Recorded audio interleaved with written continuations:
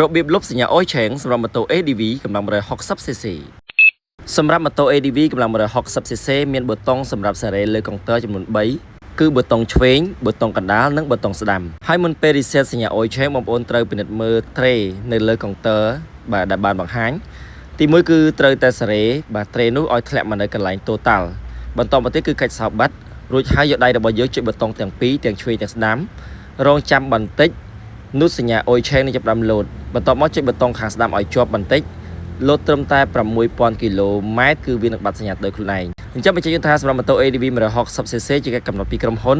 រៀងរាល់ 6000 គីឡូទើបលោតសញ្ញាដូរប្រេងម្ដងហើយសម្រាប់ហាងដកតាមម៉ូតូគឺបើកទទួលស្វាគមន៍អតិថិជននៅក្នុងការជួសជុលម៉ូតូបដូរប្រេងម៉ាស៊ីនឬក៏ប្រឹក្សាយោបល់ទាក់ទងទៅនឹងម៉ូតូរបស់លោកអ្នកទាំងពុះឬម៉ាស៊ីនក៏ដូចគ្នាទាំងម៉ូតូអូតូនិងចង្កឹះលេខចាប់ពីវេលាម៉ោង 7 ព្រឹករហូតដល់ម៉ោង 8 យប់ហើយសម្រាប់អតិថិជននៅតាមបណ្ដាខេត្តលោកអ្នកក៏អាចកម្មង់គ្រឿងបន្លាស់ម៉ូតូពីហាងយើងខ្ញុំតាមរយៈលេខទូរស័ព្ទលេខ Telegram ឬក៏ Page ផ្លូវការរបស់ហាងដកតាមម៉ូតូ